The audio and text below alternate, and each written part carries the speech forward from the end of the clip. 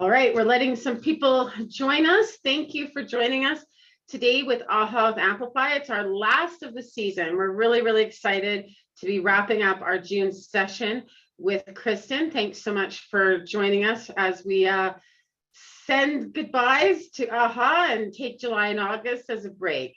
We are really excited about the whole season that we've had with you this year. And we were just talking, Kristen and Nikki and I, about how impressive it is that we still get such a great attendee list, even though there's no longer a pandemic locking you to your desk. And we know that many of you are out and about learning and networking in the community. So it's super exciting to have the engagement that we have here in the webinar series. And we are looking for feedback. We'll send a feedback survey to all of you and would love to know what type of topics you're interested in. If you want to see the continued schedule of the third Tuesday of most months at a webinar level, or if you want to see more live and in-person events, all feedback is welcome. And we're planning next year's season with a lot of excitement. So far, we do have some great things booked. We're going to have supply chain, which will be really exciting. We have an expert that is a business affiliate of ours that's going to talk about some important aspects of the supply chain function. And a lot of us as business leaders and finance leaders are interacting with supply chain a lot. So that'll be a great series that we have planned. We also have data analytics. And of course, as business leaders and as finance leaders, there's no question that data has become the new cash, as they say, or the new king. And so the better way to use that data for insights, decision making, and leadership is going to be the topic that we discuss at one of our webinars next series too. So lots is planned and lots is coming. So make sure you're paying attention to your emails and signing up and registering. We are very thankful that all of you are members, and we're excited to start today. So without further ado, today's topic was launched from a lot of the feedback we got on the personal branding articles and blogs that we had out there. So many of you saw in the previous CPA Dividends personal branding article that I wrote on behalf of Amplify, and then we have a corresponding blog. And that's actually how we met Kristen, who's a bigger expert in this area. And when her and I met for coffee, we thought about ways that we could help our members and have a nice webinar in June, and we thought the communication code was a great tie-in and really hit on a lot of the points that people were bringing up in their feedback about the article. So really thrilled to be talking about communication with an expert, and we'll touch on personal branding a bit as well. Communication code is so important to everything that we do as business leaders and finance leaders. So very thrilled to have Kristen's perspective on how we can do it better and things to consider. Thanks so much.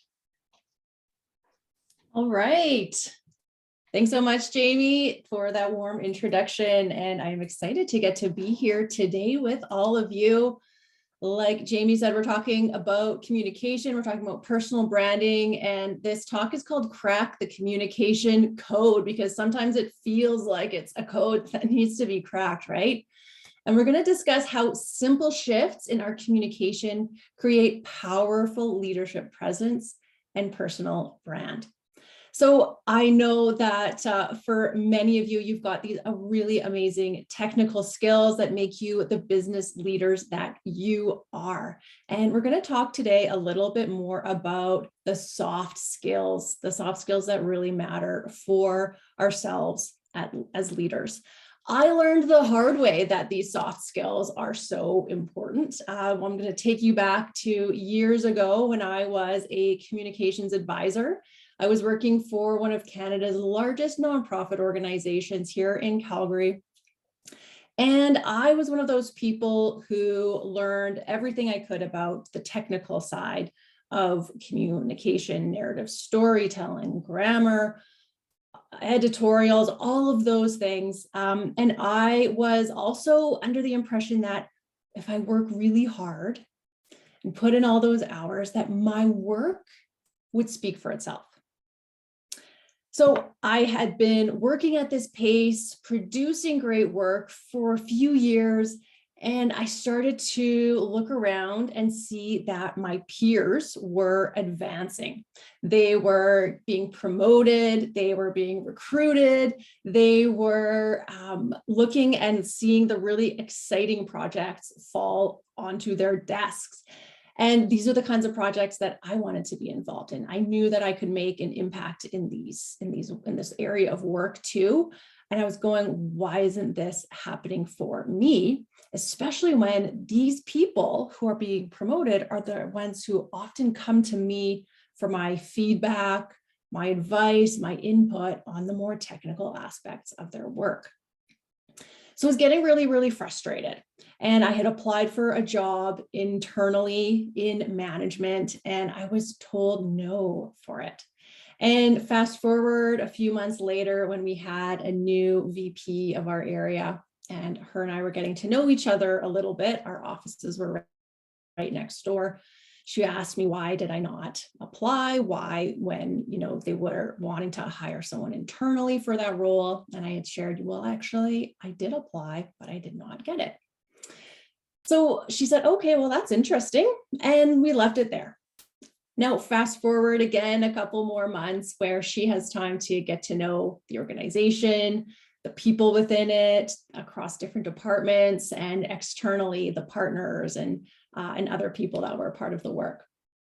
And she comes back to me one day and she walked into my office and she closed the door behind her. So that's code. That means that something's about to be said here, right? We've all been there. So she comes into my office and she goes, Kristen, I know why you didn't get the job. And I'm going, okay, tell me what's up. She goes, Kristen, you do great work, but no one knows who you are. And honestly, it was embarrassing. And it was one of those punch to the gut moments. And one that I won't forget, because truly it was a turning point in my career. I wanted to run away and hide. I wanted to disagree with her, but I knew that she was right. I knew that I had been hiding behind my work. And I decided that I needed to change. I didn't know how, but I knew that I couldn't keep putting in all the hours, doing and producing great work, and nothing else changed besides that. Otherwise, it's going to be in the exact same spot that I was in a year later. So without really knowing what to do, I just tried. I tried a whole bunch of different things. I tried to look at what I saw other leaders that I admired doing. And looking back, I realized that I was building my personal brand and I was shifting the way I was communicating. And it worked. It didn't take as long as I thought it would, but I was promoted into my first leadership role. I was then promoted to management. And after that, I was invited by the president of the organization to be her strategic advisor, meaning I reported right into her. I got to sit in the corner office, meet with people from all levels of government, from all areas of the C-suite in corporate Calgary. And I got to prepare things like her speaking notes for when she would meet with the prime minister, when she would speak publicly, all sorts of things. And I remember sitting there going, how did I get here? My work ethic didn't change. I didn't get a new degree. I didn't up level in my technical skills. I didn't work anymore. In fact, I started to work a little bit less, but everything changed. My career has grown. And it's because I got in front of my work. It's because I built a brand for myself and I was able to communicate on behalf of myself and the messages that I wanted to share about my work. And so that is what we are here to talk about today. Because when we hear things like how you communicate and your personal brand, it can seem like this really lofty thing that is hard to define for one thing, but also that it's going to be this huge shift. When in reality, we can take some pretty small but intentional steps and they can make a really, really big impact in our careers. So when we hear my story, I'm always curious to know what people think about it, and if you can relate to it as well. So please leave a comment in the chat if you can relate or if you have another question about it. But there is this idea when it comes to communication that we're either a strong communicator or we're not. We either have presence or we don't. It's simply not true. And I am the proof. So I haven't had the pleasure of meeting all of you, but I am Kristen Dick. I'm a communications professional. I've had the privilege of working with some of the world's biggest brands before starting my company, Avro Creative. But since founding Avro, I have created an opportunity magnet course where I guide people to present their personal brand on LinkedIn. And I've worked with a whole lot of really wonderful leaders like yourselves to build their personal brands, to be able to communicate their value and level up in their own careers and businesses. So I'm just taking a look over at the chat right now. And Amy says that she can 100% relate to this. Thank you. And as an introvert, I've often felt held back while I watch my more extroverted peers progress. Amy, I am an introvert as well. So I relate to what you are saying. And to all my fellow introverts out there, this is something that we can do together.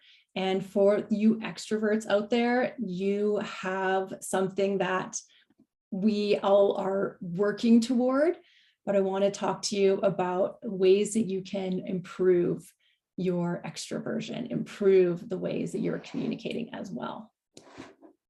And what we're going to cover today are soft skills. We're going to talk about soft skills. We're going to go into a deeper dive in some of them, in particularly personal branding, then communications. We're going to talk about the 3 types of communications that exist to us in the workplace. And then we're going to integrate them together and wrap it up. So we'll also have time for questions at the end. I see that comment is there in the chat as well. So let's talk about soft skills. Often in our career, there's so much emphasis on hard skills, right? That's what we go to school for. They are the technical pieces and aspects of our work. And it's that knowledge skill set that we bring to our work. Now, soft skills are the personal attributes that allow us to effectively relate to others. They enhance our personal interactions and lead to greater job performance and satisfaction. So they encompass both our personality traits, things like optimism, and the abilities which can be practiced, like empathy. Now, soft skills it's kind of a misnomer because it sounds like it's something that's really easy, right? Like we should just all have these types of skills. When in reality, we all have some soft skills that we can work on, that we can enhance. And soft skills, just like hard skills, can be learned. So what are some examples of soft skills that you use in your daily life? If something comes to mind, please drop them in the chat. So we talked about communications. Personal branding is also a soft skill.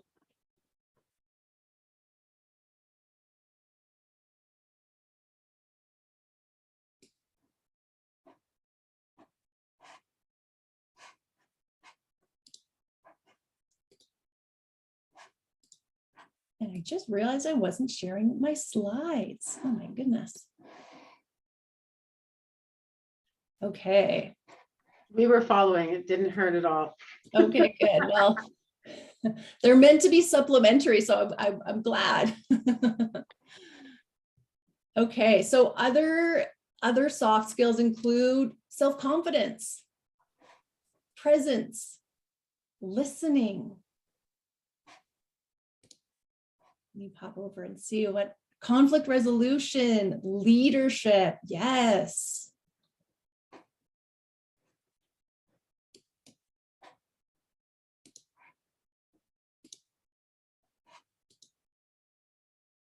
Now, the really interesting thing about our soft skills is that while the technical skills, the hard skills are so important to our work, it's how we got our first jobs, right? It's how we got our foot in the door. It's the bare minimum requirements that we need.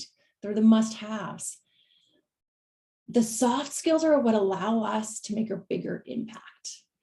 They are what give us influence. And that's what we want, right? We're aiming for influence and impact as business leaders. It's how we are able to garner support for our ideas and support around the decisions that we make. And when it comes down to it, as business leaders in this area, that's what we want, right? We want buy-in for our ideas. We want people to trust that when we make a call on something, it's the right one.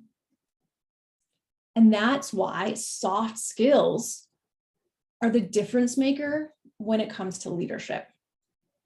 You all know someone who has absolutely fabulous technical skills.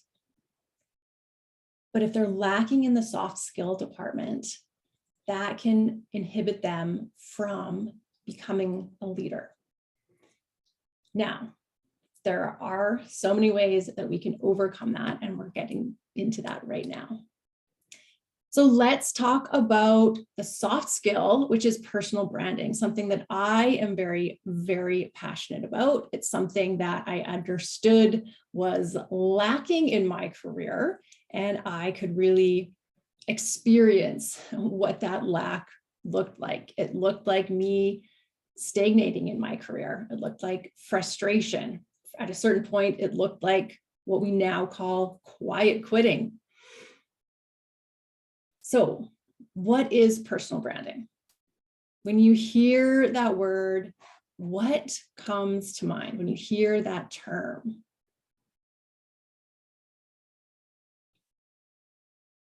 Feel free to jump in and share.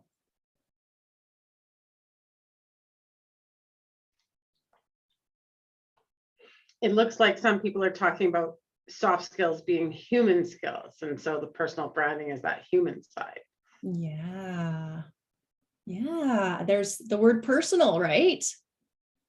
It's personal to us. It's demonstrating our human side, having empathy.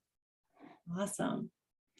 I like to talk about what I call the elephant in the room, because personal branding, when some people hear that, they think certain things that just aren't exactly true.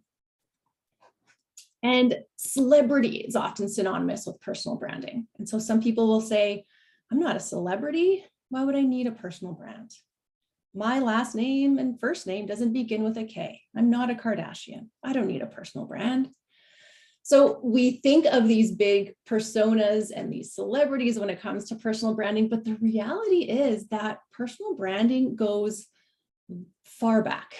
It goes back to the early 1900s, in fact. And if there's time at the end, I'd love to give a little bit of a history lesson, but I want to make sure we have time to really go deeper into some of the how pieces. But it's not just for celebrities. It's something that we all have the power to use and to build off of.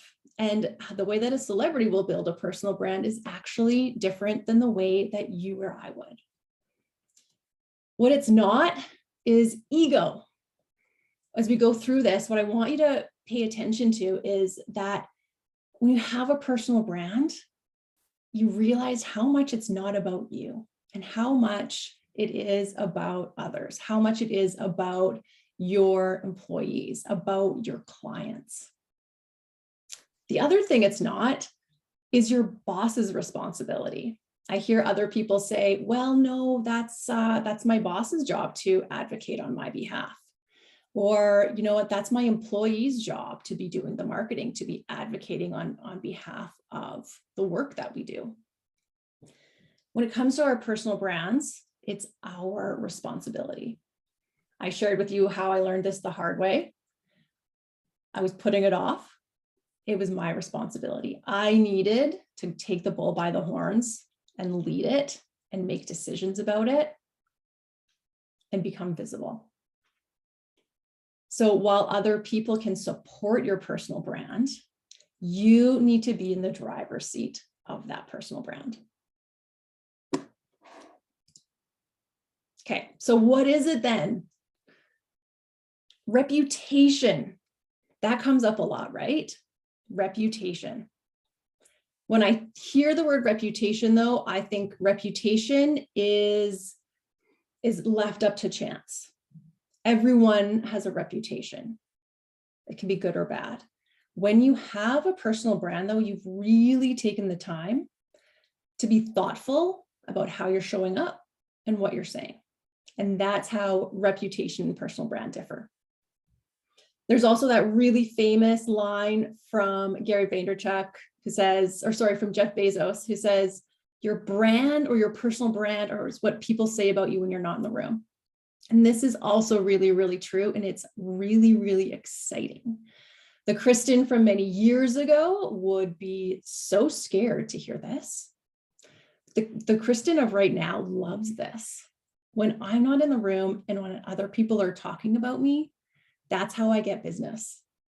And that's how many of you get business too, right? So we can leverage this. We can and have control over what it is that people say about us when we're not in that room. And so it is the perception that others have of you. So I've been working in this space for a really, really long time now. And while there are some really great topics and ideas about what personal branding is, and there are hundreds of Google pages. If you search personal branding on Google, you'll find hundreds of pages that will lead to articles about personal branding. I've read so many of them, and I'm still not satisfied with what it means as a professional to have a personal brand. So I created my own. I'm going to share it with you right now. What I want you to remember, though, is this one word when you think of personal branding. I want you to think of this. Trust. Personal branding is trust. That is the currency that we're working with. That's the currency that we all want to have. We're living in this world of big data, like Jamie was saying, of artificial intelligence. We can't artificially build our way to trust. Trust becomes more important as AI becomes more important. So let's get more specific here. Personal branding is building trust by communicating your value to your target audience. So let's break this down a little bit. So when I say your target audience, I want you to think about who you're speaking to. Who do you need to build trust with in order to reach your goals? So think about your business, your company. Is it industry as a whole? Is it specific customers and clients? Those are your audience. Now, think about your value. What value are you bringing to your audience? Your value is the solution that you're creating for them, the problem that you're solving. Think this through, and the way that you describe the solution could be very different than the way that they describe it. And I want you to be aware of what those differences are. So you might use accounting terms, you might use industry-specific words. Really listen to the words and the language that they are using and start to incorporate that into your own. And then the other word I want you to pay attention to is, of course, communicating. And it's communicating, it's an action word. This isn't one and done. This isn't something that you write down and think about and talk about with your colleagues today and forget about it. This is active. You are actively building trust by communicating your value to your target audience. There's a lot of different ways to do this. But remember that it is an active thing for you to be doing. So why does it matter to have a personal brand? Well, Jamie put it so eloquently. She wrote about it in the article, and it's linked there as well for you to read if you haven't gotten around to reading it yet. But it matters because people trust us when we are competent, credible, and confident, when we know who we are and we're able to share that.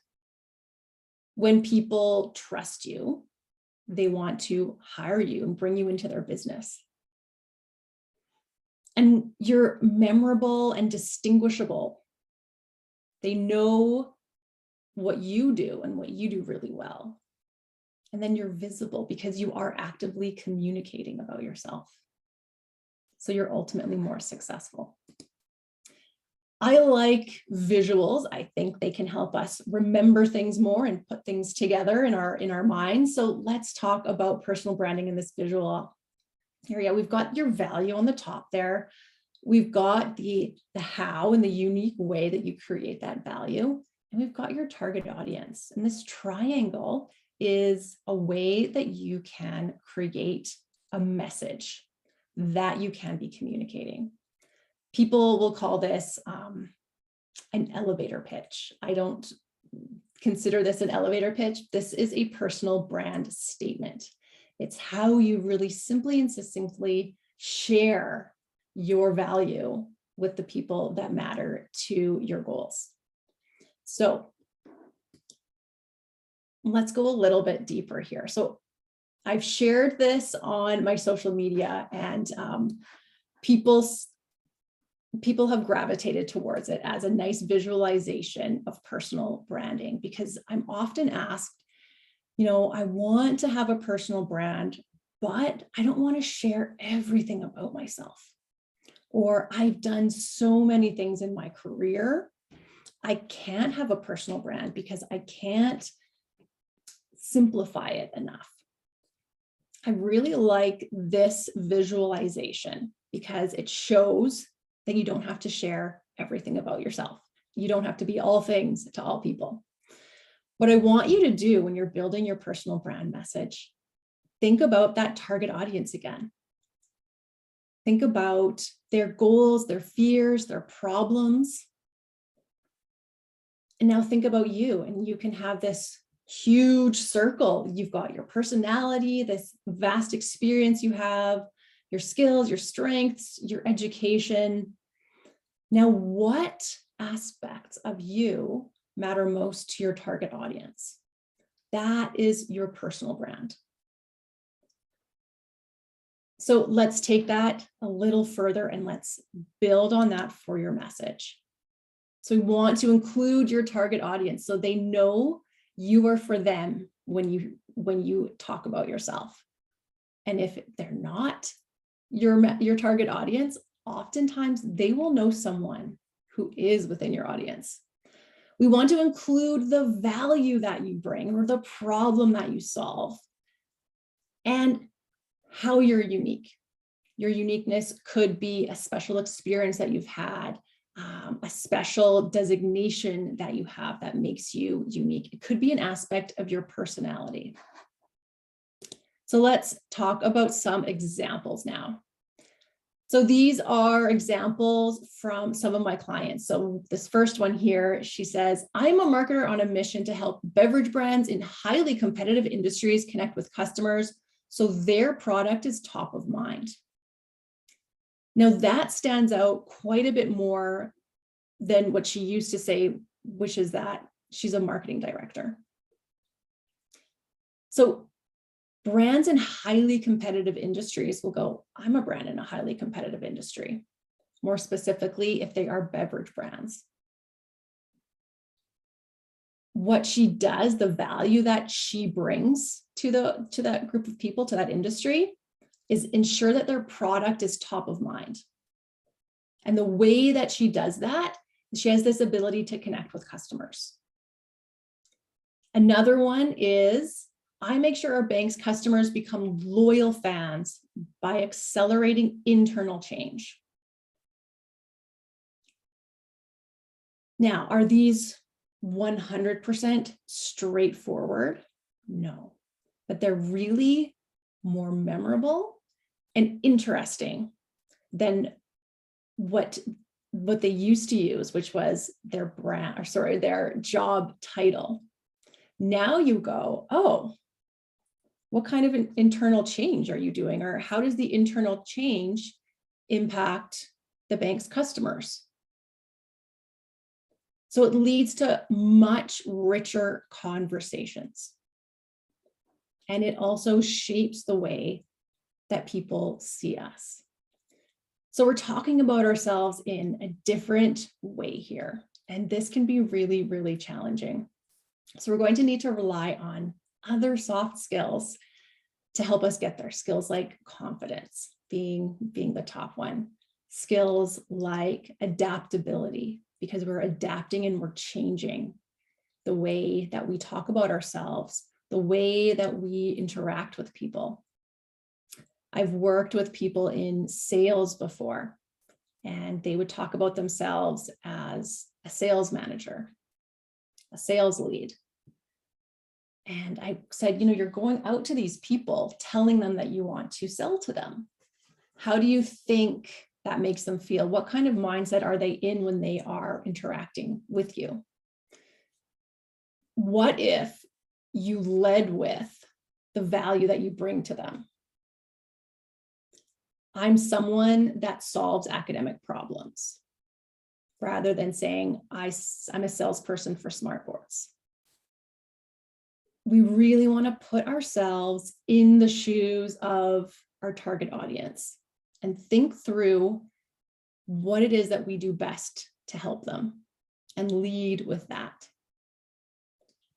For a lot of my clients, there's a bridge that has to happen here as when they're adjusting to using the personal brand statement.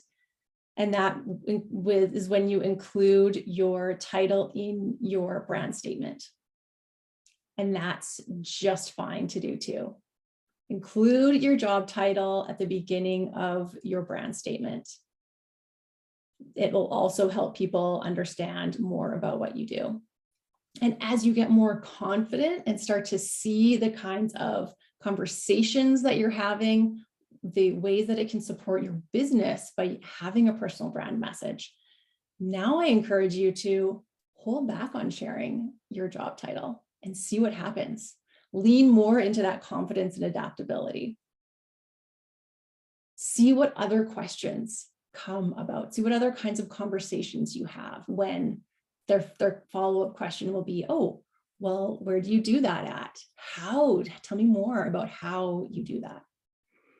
Because in all of these fields, whether you're in marketing, whether you're in banking, you're in accounting, we all have these preconceived notions about what it means to do that job. We've all worked with a communications person. We've all worked with a banker. We've all been sold to by a salesperson. So we are bringing a bias to this person, our own bias based on our own experiences. But when we have a personal brand statement, we are able to omit that bias. We're able to frame ourselves and our field and what it is that we really do at the beginning of a conversation.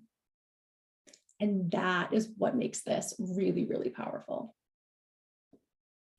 So I encourage you to write down who your target audience is, the value that you bring to them, and how you are unique, and put it into a sentence. Give it a try. Send it to me on LinkedIn. I would love to see it. I can support you if you want some help refining it too. Okay, I'm going to pop back into the chat. No questions? Good. We will have more questions for the end.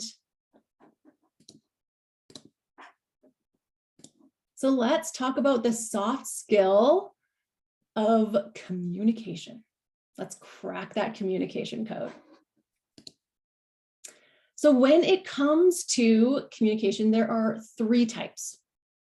There is our inner communication, call this core communication. This is our internal dialogue. This is that inner voice that we have, and it really relates to our confidence. So we expand a little bit, then we get to interpersonal communication. So this is how we speak one-on-one or one-on-two. This is how we are having conversations and we're communicating with our clients, with our colleagues, with people in our lives. And finally, the biggest circle is public communication. So this includes things like public speaking and presentations. So for today, I want to focus on core and one-on-one. So our inner and our interpersonal communication. And maybe next year, I'll come back and we'll talk more about the public speaking, that public communication.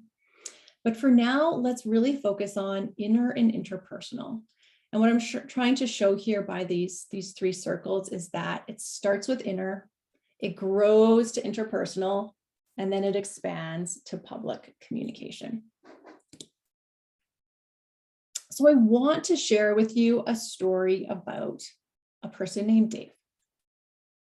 Dave might be someone you relate to, or maybe you relate to one of Dave's colleagues. Now, Dave is a bit of an extreme example, but his story works for us today to use to learn some things. So Dave was just not a people person. Dave preferred to work by himself, and his position at the company allowed him to do that most of the time. He valued his productivity and his ability to meet deadlines and exceed expectations. And anything that got in the way of that was an annoyance. When he had to interact with coworkers throughout the day, he preferred to keep the interactions as brief as possible so that he could get back to work. His coworker, Angela, mentioned that people often found Dave unapproachable. "I'm just not wired to be social," Dave told her. "I don't relate well to others when I feel like they're wasting my time. I've always been a loner. It just comes naturally to me." Angela explained that she also preferred to focus on her tasks and work independently, but she had learned to relate to her coworkers so that she could have a more harmonious work experience. Angela encouraged Dave to try changing his approach to coworkers, to try to see them not as interruptions, but as fellow people who were worth paying attention to. Dave decided to try this, though it was pretty hard for him. The next time a coworker interrupted him while he worked, Dave tried to really listen to what he needed rather than rushing him out of his office. He realized that coworkers often didn't come to him until things were in crisis because they found him distant and they could tell that Dave didn't want them there. He then realized that cultivating better relationships was a way to prevent crisis in the workday. So like I said, Dave's story is kind of an extreme one. I know I personally can relate to Dave. If anyone else can, feel free to say yes, or maybe you relate more to Angela, or maybe you relate more to one of Dave's colleagues where you feel uncomfortable because you know there are people in your office that you feel like you are a nuisance to because you're trying to commute with them. So, like I said, I can relate to Dave. I know it's hard to admit, and so many of you don't want to, and I get that. But I really wanted to put my head down, get work done, and produce really, really great work. I was amiable. I was okay when people came up and asked me things, but I didn't go out of my way to talk to other people. I tried to rush through the kitchen that was kind of in the middle of the office if I had to get somewhere else so that I didn't have to make chit chat or small talk or get caught up in a conversation about something that I didn't have time for. But of course, I learned that those types of interpersonal relationships and communicating and spending that extra time to really thoughtfully communicate with people actually helped my job. And I had to learn it and I had to do it myself before I really believed it. And so that's why I'm here talking to you about it. So you don't have to go through that time wondering if it really matters or not. Because the thing is, the effectiveness of your communication, of your interpersonal communication, whether it's interpersonal or core communication, actually impacts your level of stress. It impacts all of your relationships, how happy and satisfied you are in your life. It impacts your productivity, your goals, your ability to solve problems, and definitely your career growth. So how does communication impact Dave in each of the areas above? Well, he seems stressed out that he's in an office and people want to communicate him. He's not building great relationships with his colleagues. When it comes down to productivity, he believes that he's being really productive, that he is exceeding expectations and meeting deadlines. But in reality, he knows, he's starting to learn that issues are coming up that could be altogether avoided or solved sooner if he had better relationships and better communication with people. So think about the ways that communication affects you on a daily basis at work.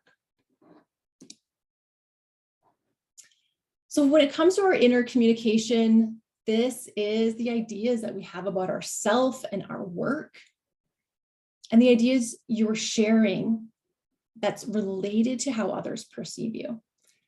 So a lot of the time, the way that we see ourselves has an impact on how others see us. It relates to stress and anxiety. And so what we want to do here is manage our mind to have positive inner communication.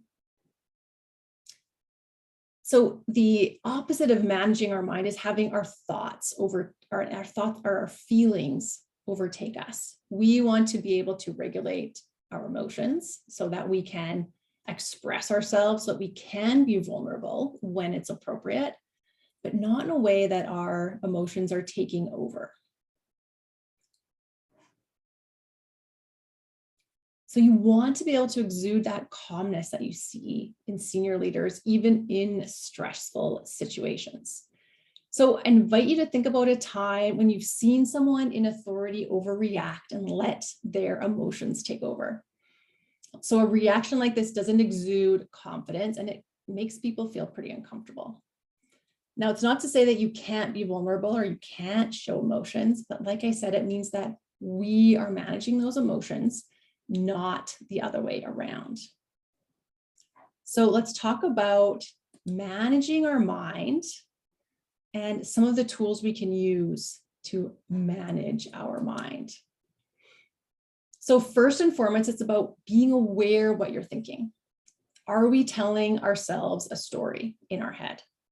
Maybe when you think about that personal brand statement, you're thinking, I can't pull that off. People are going to think, she's out to lunch if she's talking about herself that way. No, they won't. They will see you as calm, cool, and confident. I have emails I could show you where people who were so against even trying this had the greatest opportunities presented to them after they started using their personal brand statement. So challenge those stories you're telling about yourself. We want to recognize negative thoughts and intentionally stop them. We also want to be able to take a deep breath. We want to stop that fight or flight, because when we're talking about ourselves, when we are put in a new leadership mode or activity, we can really feel fear. It's that part of our brain, our amygdala, that is lighting up, going, I need to stay safe. Is there a saber-toothed tiger in the room? No, you are safe. You are talking about yourself a little bit differently.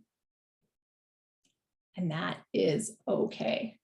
So take that deep breath, calm your mind, and move forward. And one of the things that also surprises people to know is that the more you manage your mind, the more confidence you cultivate, the less self-centered you become. And I share that with you because I've had questions where people say, but if you're telling us that our personal brand is about our target audience and it's about others, but then you're telling us to go deep inside ourselves and work on our inner communication as one of the first steps. And yes, both of those things are true at the same time.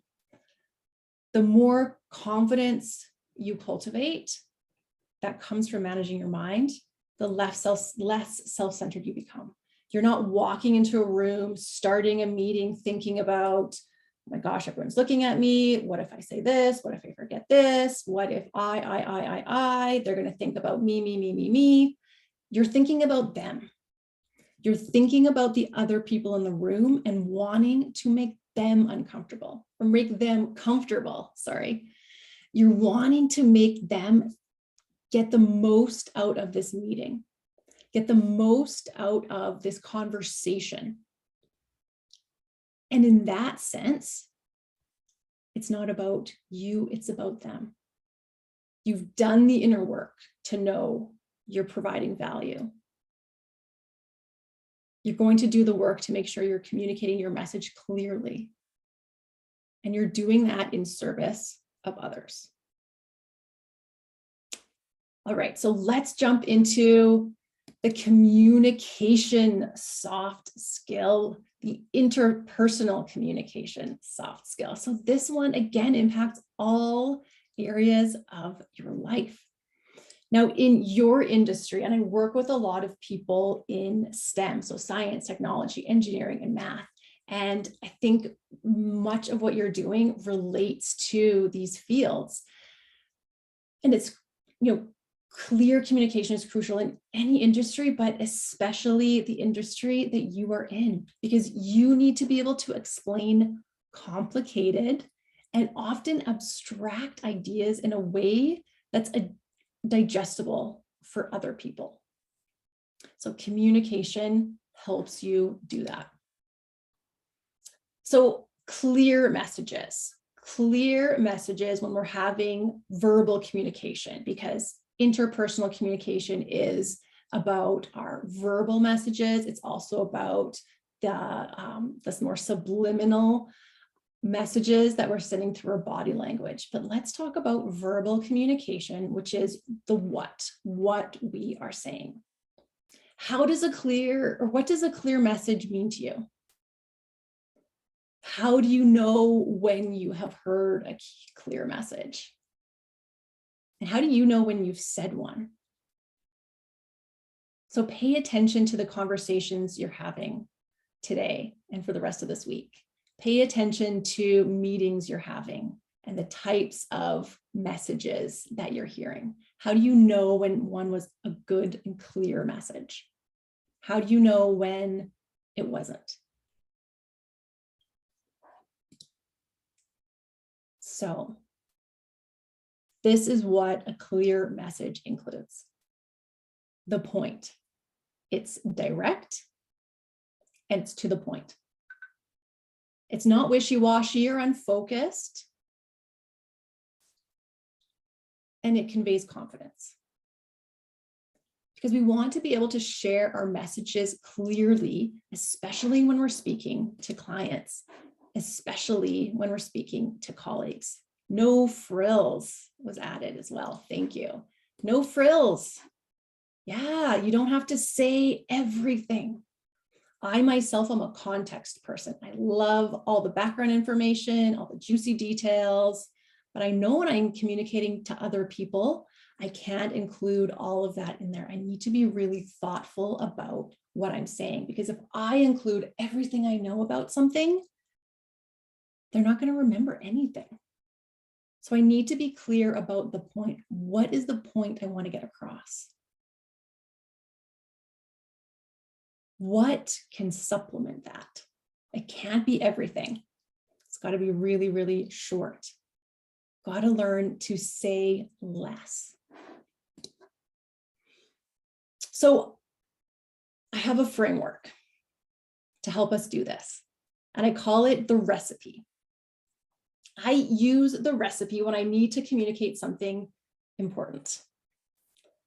I need it when, and I'm sure you can relate, when we need to speak up in a meeting and think on our toes. We're asked an important question. What can often happen is we ramble. We think out loud and we're organizing our thoughts and processing them out loud. And we appear disorganized, confused, unclear, wishy-washy, unfocused. And what does that imply to people? Well, it implies that we're not certain about the topic. It implies that we aren't confident in what we're saying. So I use the recipe instead. It's short and sweet. It's easy to remember.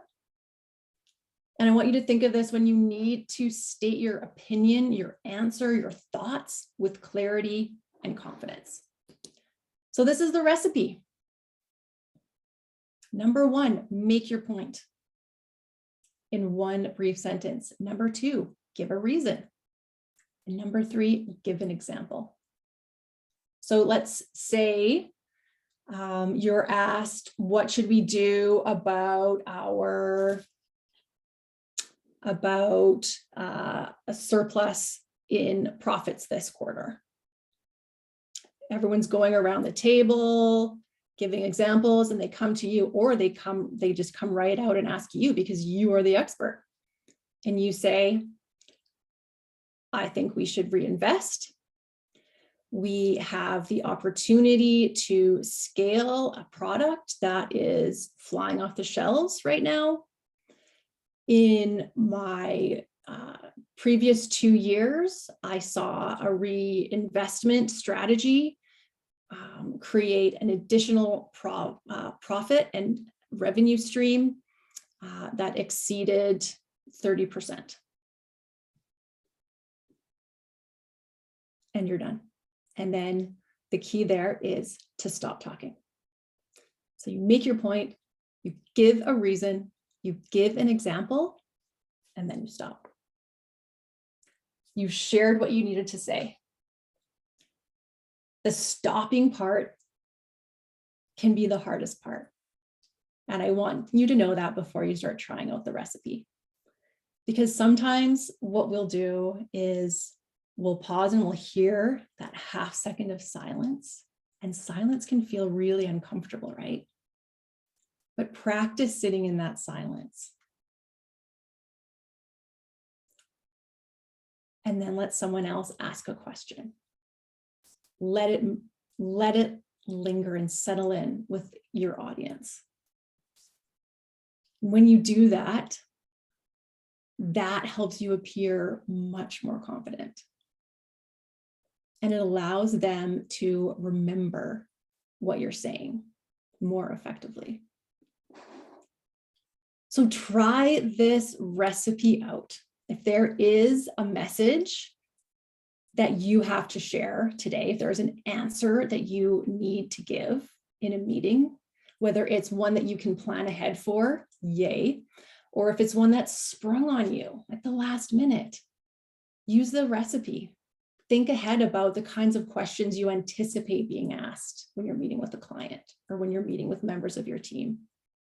Think about an idea that you want to share to help support one of your clients or to help grow your company. Use the framework, use the recipe to express that idea. So let's go back to Dave for a minute and think about Dave. Could the recipe help Dave? I think it absolutely could help Dave. I think Dave is the kind of person that a framework or a playbook, this kind of thing, would be really, really helpful to him. I think it would help him lean into that productivity that he holds so dear. I think it would help him be really concise and focused as well, and show people that he's thoughtful, that he cares about the question enough to give reasons and examples. And I think it would help him in a lot of other ways as well. So when we talk about communication and personal branding, there's a lot of overlap, right? So the big overlap is the 3 C's. So the 3 C's when it comes to personal branding is clarity. So clarity meaning you know what the point is. And clarity with your personal brand is you know your audience, you know the value you bring to them, you know the unique way that you're bringing value. There's consistency. You're consistently sharing your personal brand. You're consistently delivering that value. And with communication, we are communicating consistently. We are visible. We are speaking up.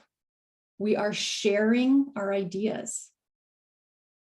And we're being consistent about the quality of our communication as well. And then there's constancy. So when it comes to personal branding, like I said, it's not a one and done thing. You're constantly out there. You're constantly living up to your brand. You are constantly introducing yourselves using your brand statement.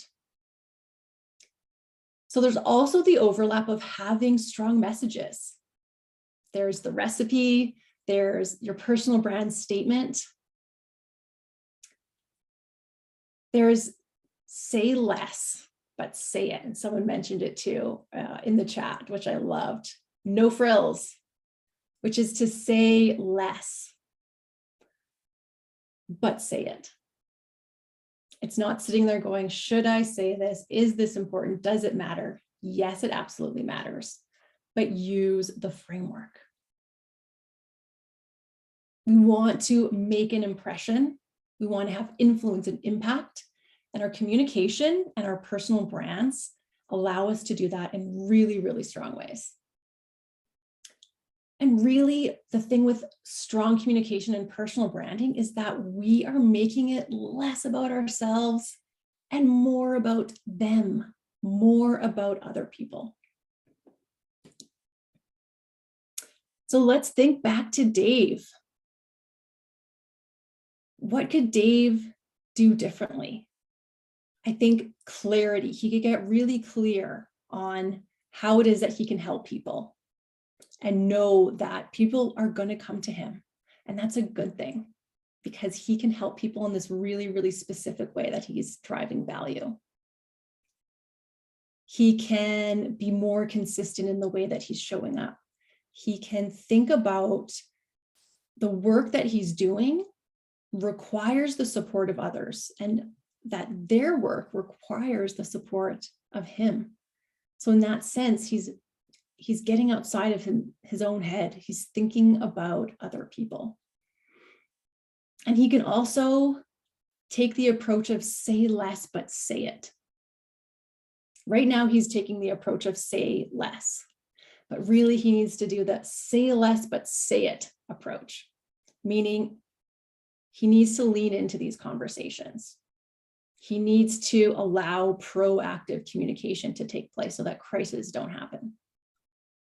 He doesn't have to make every conversation he has with his colleagues last 20 minutes, but he needs to be available to answer questions, to give his support, to give input from his area of the business. Okay, so let's summarize here. So today we talked about soft skills, that they can be learned and that they enhance our personal lives, our job performance, and our overall satisfaction.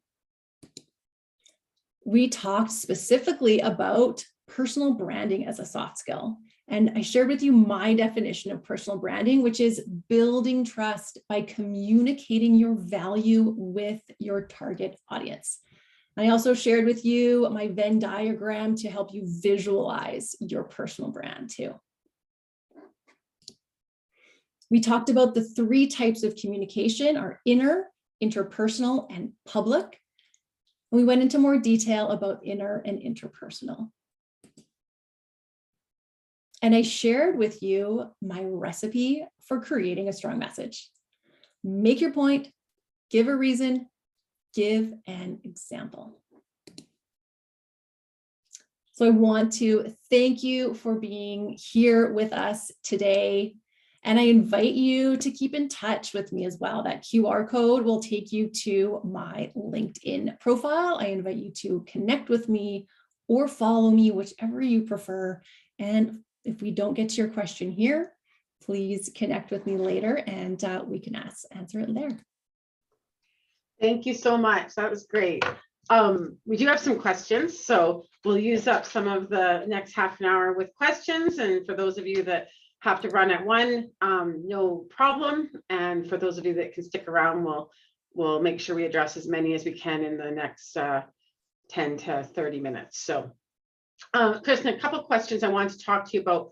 One of them was, if we go to that recipe that you're talking about, and you mentioned that stop was the hardest part. I just wanted to dig a little bit deeper into that. And I think I wanted to tell a personal story, actually. So I have level up goals, which are not the same as New Year's resolutions, but they have a lot in common. So we'll just say they're similar.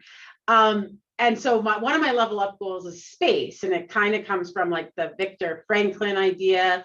And I was at a fucked up nights and heard someone say that a coach had told them that what makes a melody, it's the space between the notes. And I'm certainly in no way a musician, but for some reason that really resonated with me, that without space, you don't get the beauty or the result or the point across. And so I've been working really hard on pausing and not just responding.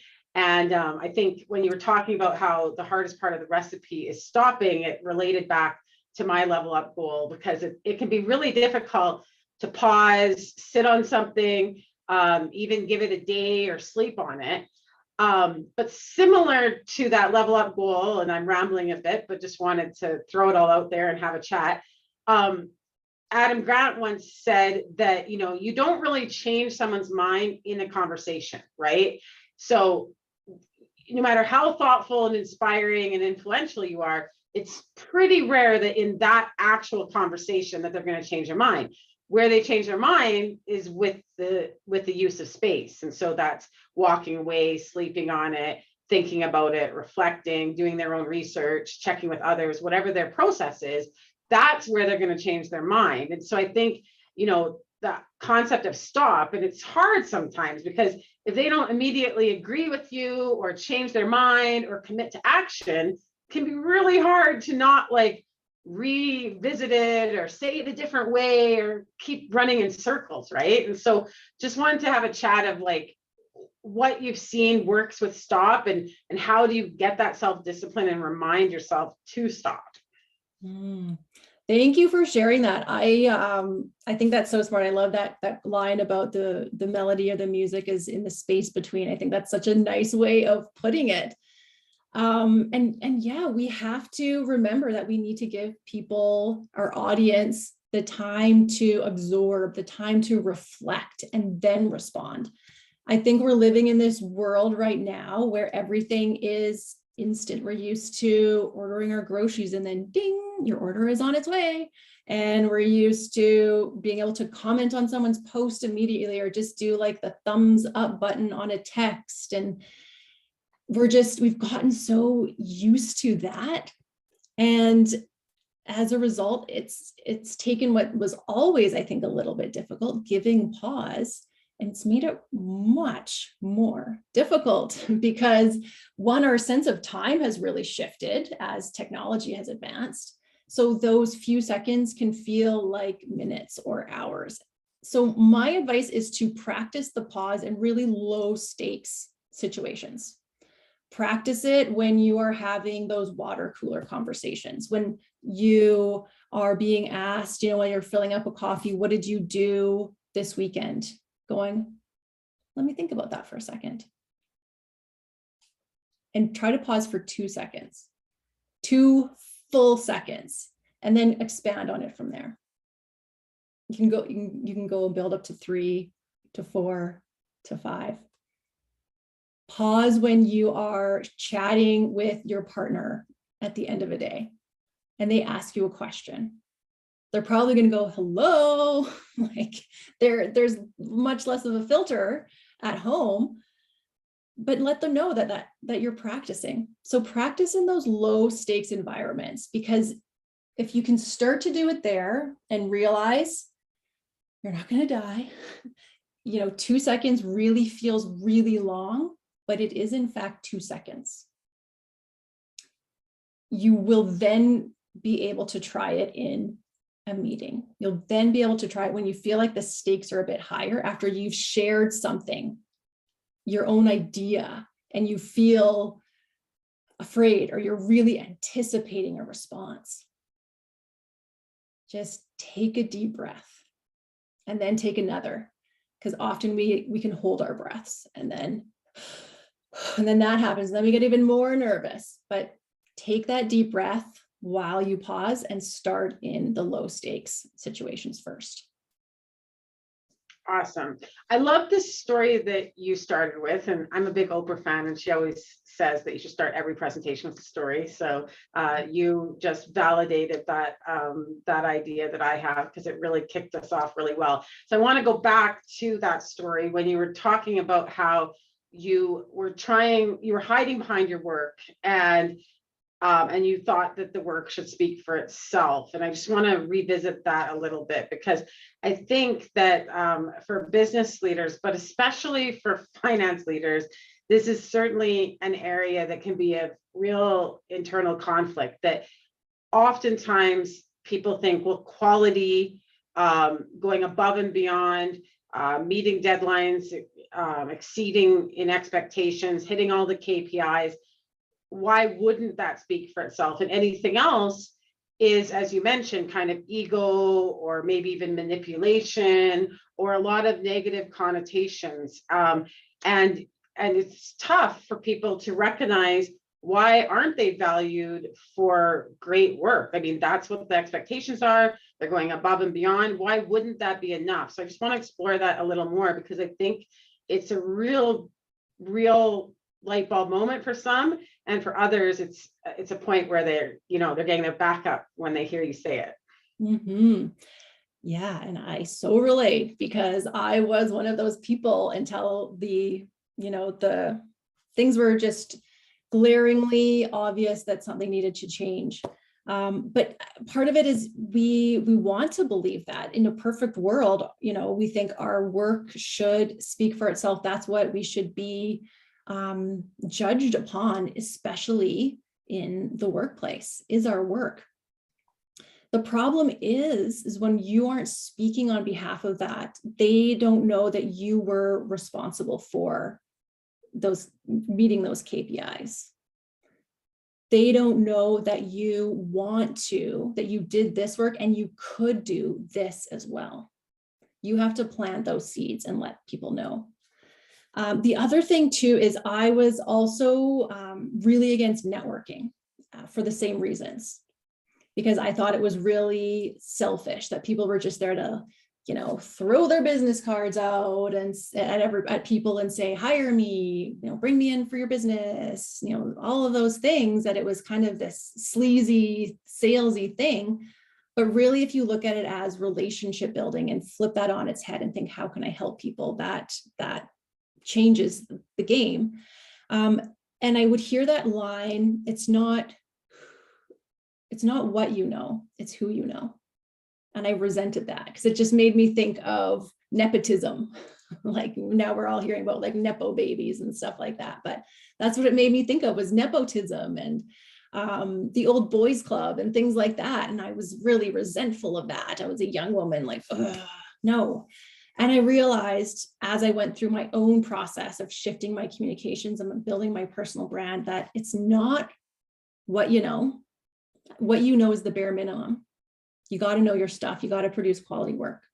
So it's not what you know that gets you ahead. It's not who you know either. It's who trusts you.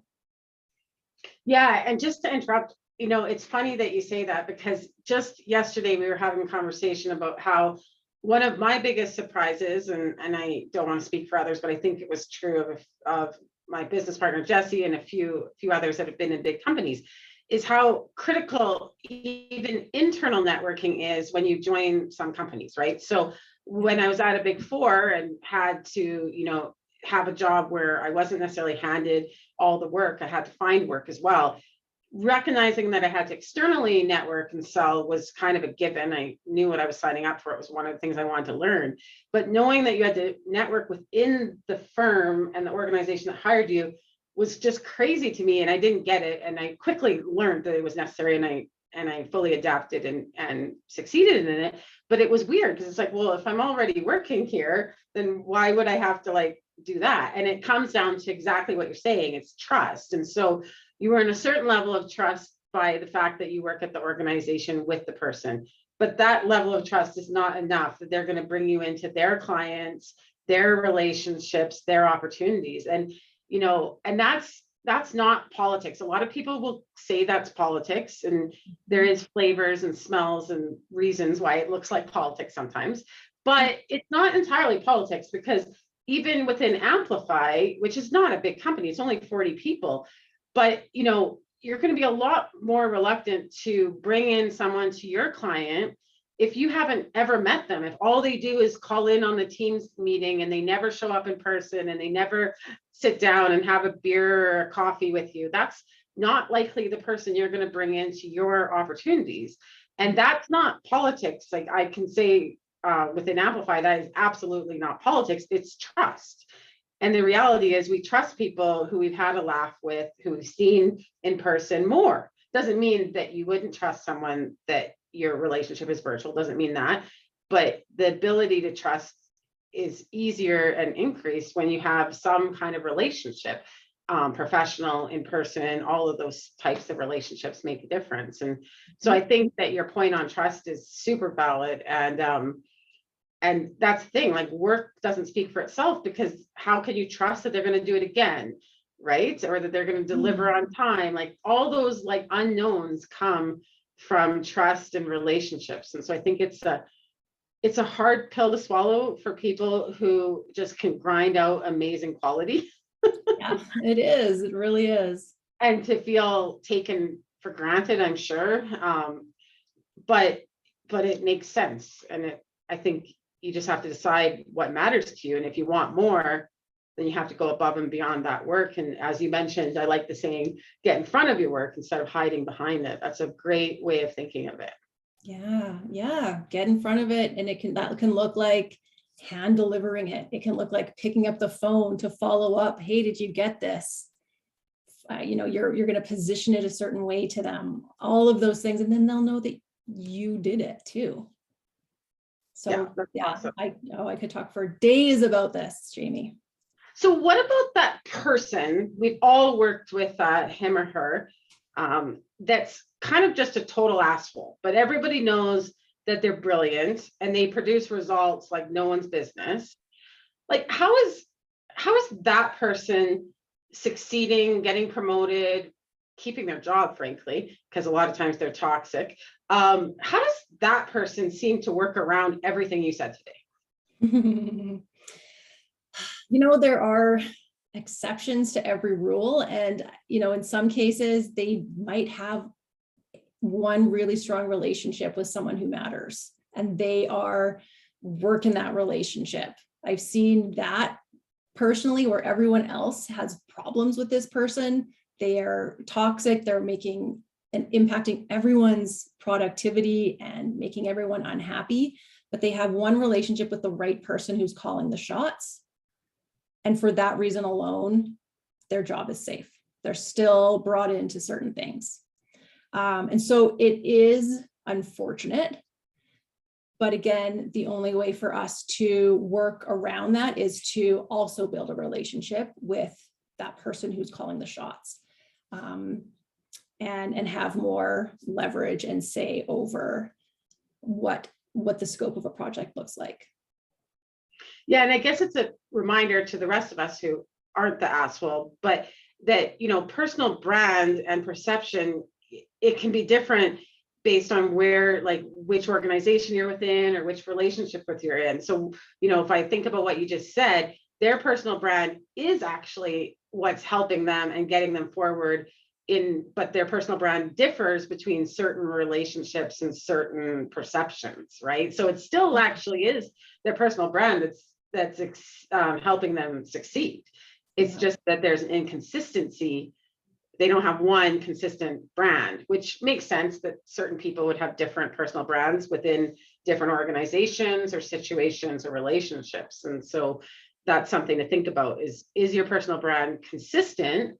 If it's not, is that to your advantage, or is it actually holding you back? Because you may have more than one personal brand, which you got to think about that and make sure that where alignment is going to pay off, that you're working towards alignment, and where it doesn't, that it doesn't, cause unintended consequences. So I love that. It really is still their personal brand at the end of the day. It unfortunately is, but it will come back to bite them, because if one, even if it's that really crucial person sees them a certain way, but nobody else does, there will come a time when this one person moves to another area of the company, or leaves, or retires, or whatever. Or, any number of things could happen. There's a big restructuring or a takeover, and they don't have a strong brand elsewhere. There's still a lot of limitations when you don't have a consistent and strong personal brand with other people that you have to work with. So it can be really frustrating, and I totally get that. But that's not to say that the personal branding thing is wrong or is ineffective, because some people are using it in the wrong ways. That will have a consequence to it as well if they're using it like that. Yeah, I mean, you don't have to believe in karma in life, but there's no question karma exists in business. I think that's very, very true.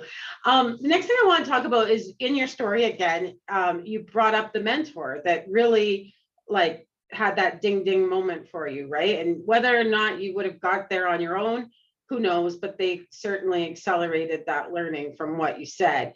And I had a similar situation.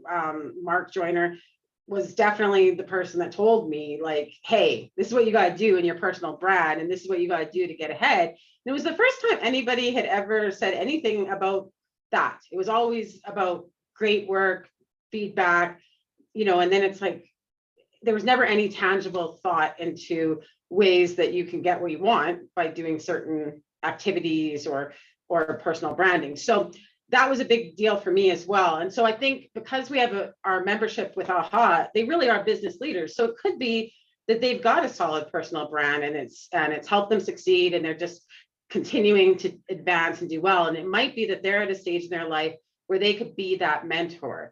And so my question for you is how do you add mentor to your personal brand? But even more important, how can you be that lady that closed the door? And what are your thoughts? And obviously you've kind of developed a whole career into being that mentor. So you obviously have had some success and some passion for that, but we've got business leaders here. So it might be that the next step in their personal brand is add mentor to that list, and they can do it within the confines of personal brand as well. So yeah. Oh, I love that question.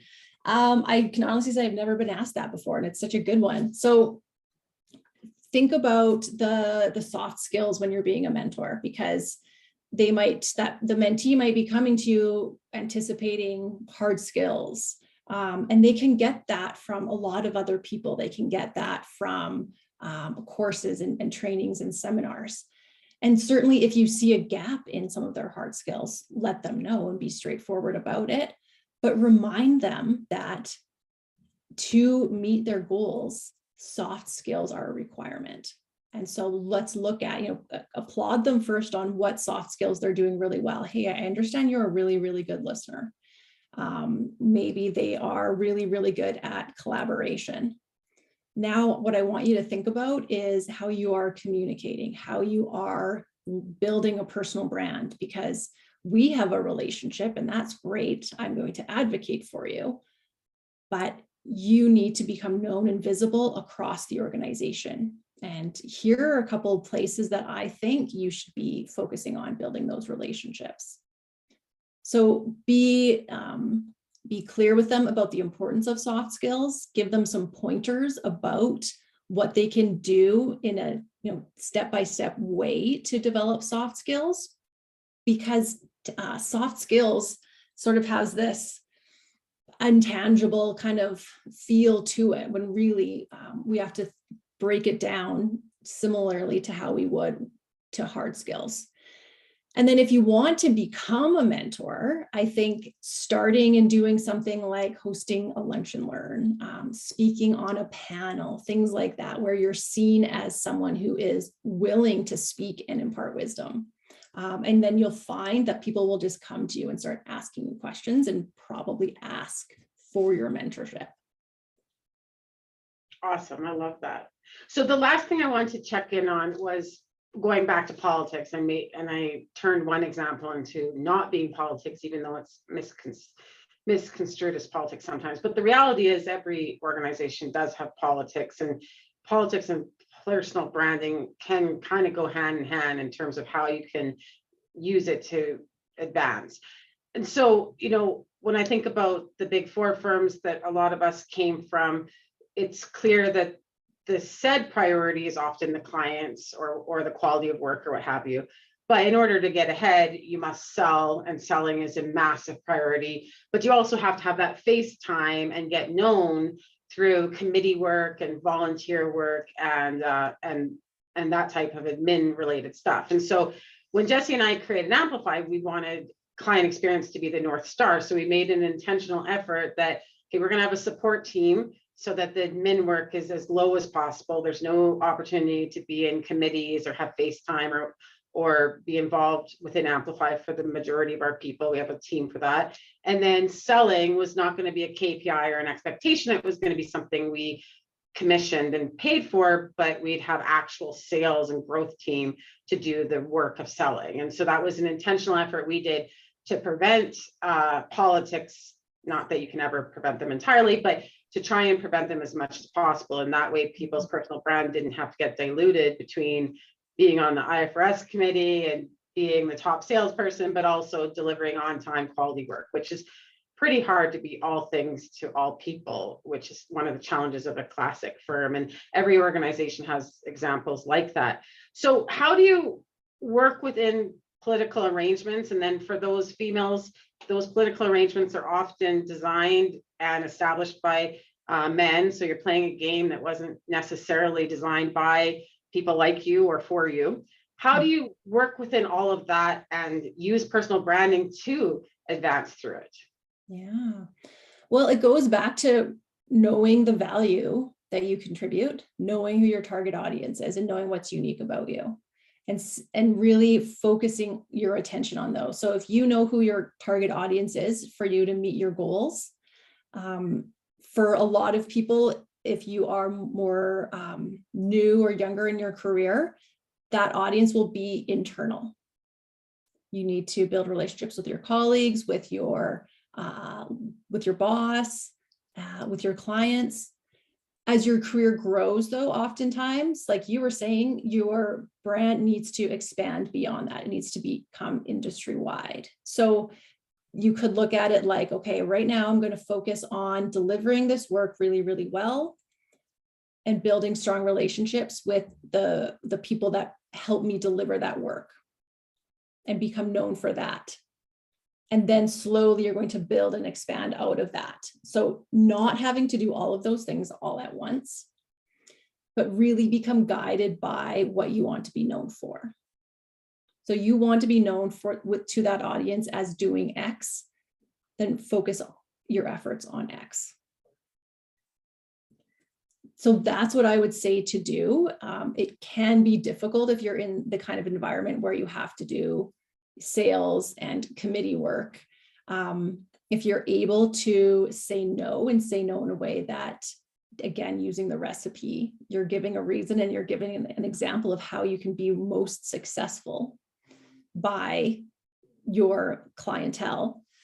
That's what I would say to do, is to play to your strengths, focus on your current goals. And if you must go beyond that and have those sales KPIs and do that committee work, do those things, but remind yourself constantly that that takes up an appropriate portion of your time and energy and plan that accordingly.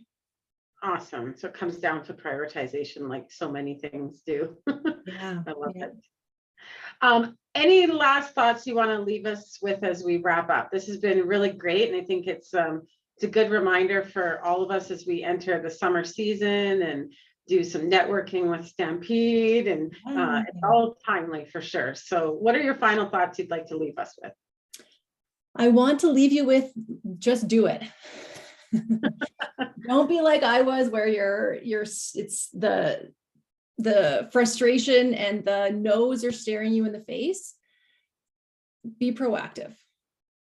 If you're not looking for a job, great. That's the best time to be building your personal brand. It's going to enrich your life, enrich your current job. When it comes time to, if you ever need to be looking for a job, it's going to make it that much better. But just do it. Just start now. Start small and watch it grow. I love it.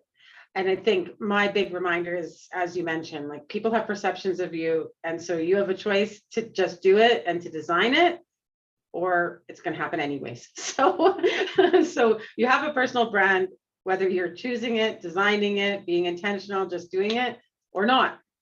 Exactly. And so might as well accept it and design it, right? And have some control over it. Yeah. I love it. Thank you. Hopefully it ends up being a nice day. And if not, people can revisit this video with their rainy afternoon. Yeah. Have a great afternoon, everybody. Thanks so much. Thanks, everybody.